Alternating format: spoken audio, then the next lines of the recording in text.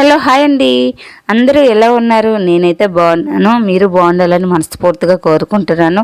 సంక్రాంతి సెలవులు అయితే వచ్చేసాయండి. మేమైతే అమ్మ వాళ్ళ ఊరైతే వెళ్తున్నాము. ఇంకా లగేజ్ అయితే ప్యాక్ లగేజ్ అయితే పడకుండా తాడైతే కడుతున్నారండి మా హస్బెండ్. ఇంకా మా పిల్లలు అయితే కాసేపు మా లూసితో అయితే ఆడుకుంటున్నారు. ఇంకా అందరము అమ్మ వాళ్ళ ఇంటికి వెళ్తున్నాం కదండి, ఏది మర్చిపోకుండా అన్నీ ప్యాక్ చేసుకొని వెళ్ళిపోయాము. ఎందుకంటే వారం రోజులు అక్కడ ఉంటాం కాబట్టి ఏ ఇబ్బంది రాకుండా ఉండాలని మొత్తం ప్యాక్ చేసి వెళ్ళిపోతున్నాము. ఇక్కడి నుంచి స్టార్ట్ అయ్యామండి. ఇంకా మేము వెళ్ళేదైతే పలాస దగ్గరలోను.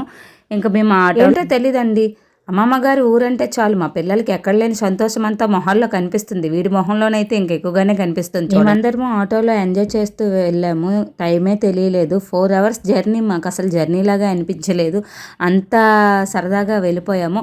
అది మేమైతే 8:30కి అయితే బయలుదేరామండి. చలి అప్పటికి కూడా ఎక్కువగానే ఉంది. అసలు చాలా ఎక్కువగా చలేసింది. అందులోనూ మేము స్వెటర్లు ఏమీ వేసుకోలేదు. పిల్లలకైతే క్యాప్ అయితే వేసాము. ఇంకా మేము ఆ పిల్లలైతే ఎప్పుడెప్పుడు ఊరు వస్తుందా, ఎప్పుడు ఊర్లో అడుగు పెడతామా అని చూస్తున్నారు. వాళ్ళకి అంత ఎంజాయ్మెంట్. ఇంకా లూసీ అయితే కాసేపు పిల్లలతో అయితే ఆడుకుంటుంది. దీనికేంటో తెలియదు, మా ఊరు అనగానే దీనికి కూడా సరదా అనిపించుతుంది. ఎందుకంటే మనం వెళ్ళడమే చాలా కష్టం, కానీ కుక్క పిల్ల కూడా మనతో రావడం అంటే నేను అసలు అనుకోలేదు దాన్ని తీసుకొని వెళ్తానని. కానీ మాతో పాటు అది కూడా జర్నీ చేసేసింది. అయితే కుక్క పిల్లలకైతే మాత్రం బస్సులోనూ ట్రైన్లోనూ ఎలా ఉండదు, అందుకని ఆటోలో తీసుకొని వెళ్ళవలసి వచ్చింది. అది నేను లేకపోతే అస్సలు ఉండలేదు. ఫుడ్ కూడా తిందు, ఇంట్లో కూడా ఎవరు లేరు చూడడానికి. అందుకని చెప్పేసి నేను మాతో పాటు మా లూసీని కూడా తీసుకొని వెళ్ళిపోయాను.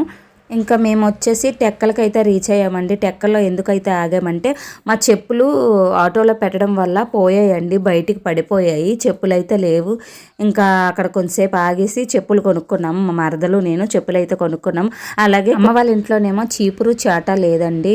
వెళ్ళగానే ఇంకా ఇల్లు అంతా క్లీన్ చేయాలి కాబట్టి అవి కూడా తీసుకున్నాము. పిల్లలు తినడానికైతే కొన్ని ఐటమ్స్ అయితే తీసుకున్నాము. మేము వెళ్ళినప్పటికైతే 1:30 అయితే అయిపోయింది. మేము అక్కడ వంట చేయడానికి అయితే టైం పడుతుందని అక్కడే భోజనం తీసుకొని ప్యాక్ చేసుకొని ఇంటికైతే వెళ్తున్నాము. ఇంకా వెళ్ళే కొద్ది కూడా మా ఊరు వస్తుంది దగ్గరికేనంటే మాత్రం మా పిల్లల్లో ఆనందం అయితే మొహాల్లో కనిపిస్తుంది. ఇంకా ఊర్లోకి అయితే వచ్చేసామండి. అలాగే అమ్మ వాళ్ళ ఇంటికి కూడా వెళ్ళిపోయాము. వెళ్ళగానే డోర్ తీయగానే మాకైతే షాక్ అనిపించింది అమ్మ వాళ్ళ ఇల్లు చూడగానే. ఎందుకంటే అమ్మ ఎప్పుడో సంవత్సరానికి వెళ్తూ ఉంటుంది ఇంటికి. ఇల్లు అయితే క్లీన్ లేదు. మొన్న తుఫాన్ అయితే వచ్చిందంట. అప్పుడైతే ఇంట్లోకి వరద అంతా వచ్చేసి మొత్తం మట్టి మట్టి అయిపోయింది. మొత్తం అంతా మేము ఇల్లు క్లీన్ చేసి అంతా చేసినప్పటికైతే ఈవినింగ్ అయితే అయిపోయింది. ఎందుకంటే మొత్తం అంతా చీమలు కదా, నాకు మొత్తం చెయ్యి అంతా చీమలు అయితే కుట్టేశాయి. మా మరదలకైతే వాపు అయితే వచ్చేసింది చెయ్య. నెక్స్ట్ ఈ క్లీనింగ్ అంతా చేసిన తర్వాత మా పిల్లలు కొంతసేపు రిలాక్స్ అయితే అయ్యారు. డ్యాన్స్ ప్రాక్టీస్ అయితే చేస్తున్నారండి. ఎందుకంటే మా ఊర్లో డ్యాన్స్ కాంపిటీషన్ అయితే ఉంది. దానికోసం అయితే పిల్లలందరూ డ్యాన్స్ అయితే నేర్చుకుంటున్నారు. ఇందులోనేమో వీళ్ళు ఎవరు వేయలేదు, సిగ్గుపడ్డారు స్టేజ్ మీదకి వెళ్ళాలంటే.